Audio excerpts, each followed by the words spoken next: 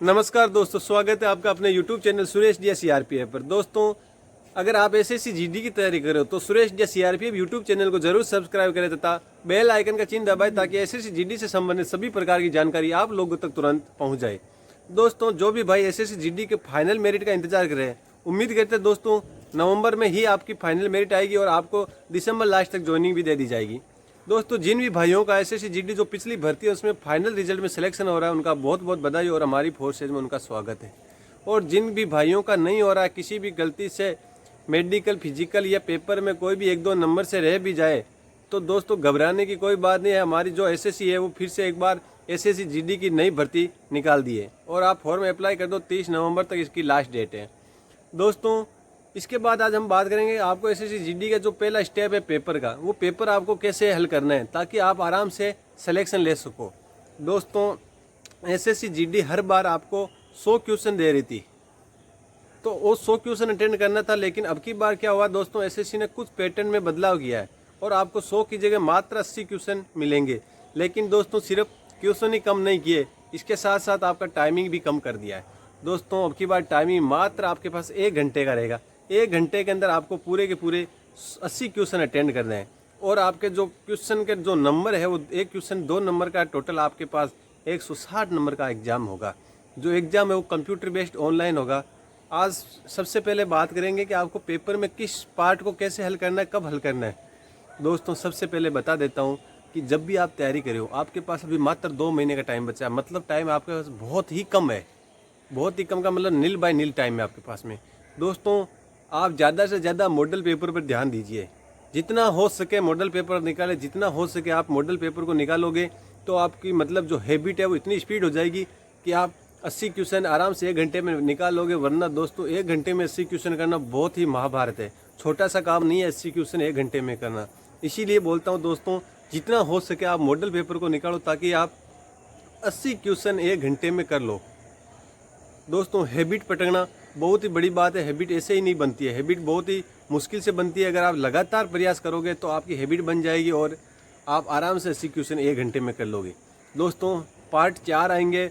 1 number part reasoning का आएगा, दूसरा पार्ट हिंदी या इंग्लिश में से आपको एक पार्ट वो आएगा, एक पार्ट आपको जनरल नॉलेज जीएस आएगी और एक पार्ट आपका मैथ्स आएगा। जो नॉर्मल मैथ्स आती है, 10वीं लेवल की मैथ्स आती है।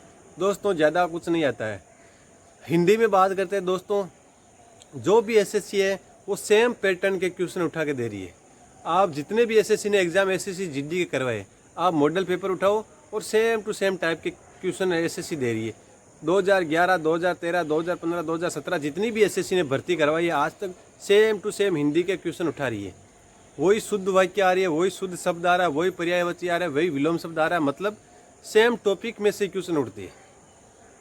आपका पर्यायवाची आना कन्फर्म है, विलोम शब्द आना कन्फर्म है, शुद्ध वाक्य आना कन्फर्म है, शुद्ध शब्द आना कन्फर्म है। एसएससी का जो हिंदी का टॉपिक है वो सेम टॉपिक में से क्वेश्चन उठेंगे। इसीलिए बोलता हूँ दोस्तों, कितने है मुहावरे, कितने मुहावरे रट लो सारों को, कितने शुद्ध शब्द कितने गए पूरा लिख लिख के याद करो दोस्तों, लिख लिख के आप प्रैक्टिस करो ताकि आप पूरे में से पूरे नंबर ला सको। दोस्तों, नॉर्मल तैयारी से आप एसएससी जीडी का पेपर को जो फाइनल मेरिट है उसमें नहीं आ सकते हो, बहुत ज़्यादा मेहनत करना पड़ेगा। दोस्तों, एक बात है ना, रख हौसला वो मंजर भी आएगा, रख हौसला वो मंजर भी आएगा, प्यासे के पास चल के समंदर भी आएगा, थक कर ना बैठे मंजिल के मुसाफिर, मंजिल भी मिलेगी और मिलने का मज़ा भी आएगा। इसीलिए दोस्तों, जो भी आप टारगेट लेके रखे हो एसएससी जीडी का वर्दी का, वो पूरा करो। और पूरा ऐसे नहीं होगा, रातें काली करनी पड़ेगी दोस्तों, रातें काली करनी पड़ेगी। दोस्तों, जो दूसरा पार्ट है जनरल नॉलेज, दोस्तों जो जनरल सामान्य ज्ञान है, लुसेंट की किताब लाओ और लुसेंट की किताब पढ़ो, करंट अफेयर्स पढ़ो। क्रोनोलॉजी की एक 10 रुपये 20 रुपये की बुक्स आती है, हर मंथ की आती है, करंट आएगा उसमें आपका जितना भी है मंथ का, हर महीने के आप करंट ला के पढ़ो। 2-4 महीने का करंट पढ़ लो, आपका जो क्रोनोलॉजी का जो करंट अफेयर्स है वो सारे के सारे 2-4 महीने में से ही पूछ लेंगे दोस्तों। इसके अलावा दोस्तों बात करते हैं हम सामान्य विज्ञान के, जो नॉर्मल विज्ञान है वो भी पूछते हैं दोस्तों। ऐसी बुक्स आ रखी है, नॉर्मल जो नोट्स बना के रखते हैं एसएससी, नॉर्मल क्वेश्चन उठाते हैं, ऊपर से उठाते हैं, इतना मतलब डीपली नहीं जाती है कि मतलब आप कर ही नहीं पाओगे। इसीलिए दोस्तों, विज्ञान को भी ज़्यादा से ज़्यादा इंपॉर्टेंट महत्व देना ताकि आप कोई भी क्वेश्चन गलत नहीं कर सको।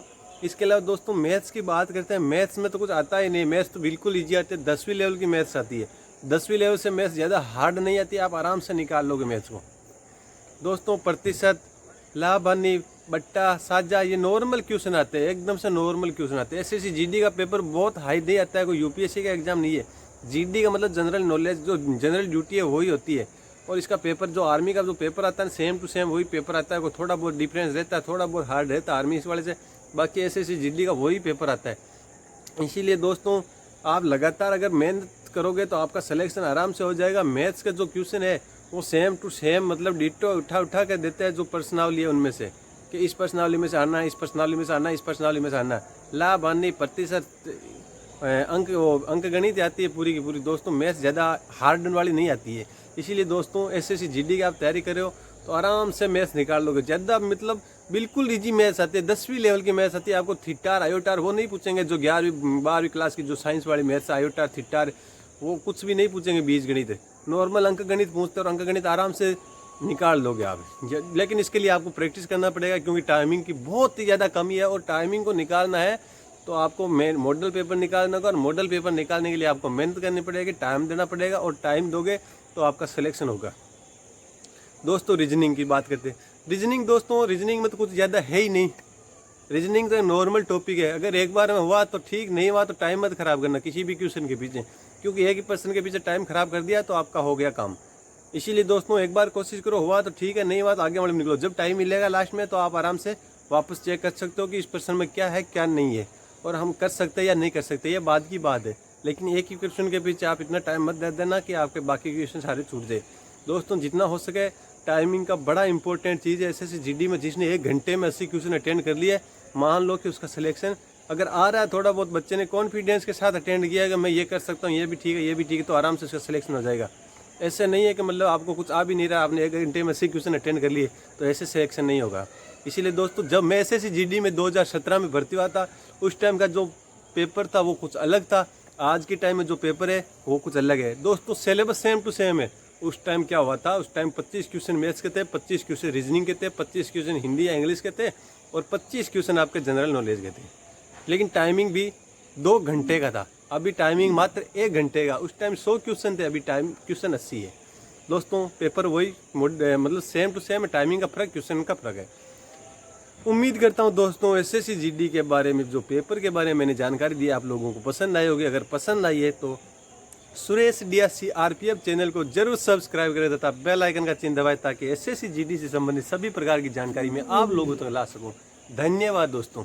और दोस्तों मेरा एक वीडियो आएगा कि आपको जो एसएससी जीडी में पर्सन पूछते हैं कि मतलब जल प्रतिबिंब कैसे बनता है और दर्पण प्रतिबिंब कैसे बनता है। दोस्तों 2 मतलब टॉपिक इतना इजी तरीके से बताऊंगा आपको, मात्र 5 मिनट में। 5 मिनट में कितनी खतरनाक आकृति आपको सामने रख दे और आप 1 मिनट में जल प्रतिबिंब या दर्पण प्रतिबिंब निकाल के रख दोगे। दोस्तों मेरा नेक्स्ट वीडियो आएगा रीजनिंग का, जो 2 पार्ट है, जल प्रतिबिंब और दर्पण प्रतिबिंब, मात्र आप 2 मिनट में आपको समझा दूंगा। आप एसएससी जीडी के ये 2 क्वेश्चन 100% जो कितना भी कमजोर बच्चा हो जिसके दिमाग में नहीं घुसता हो, आराम से 2 मिनट में समझा दूंगा। मेरा नेक्स्ट वीडियो जल प्रतिबिंब दर्पण प्रतिबिंब का आएगा, SSC GD mission 2023। Thank you दोस्तों।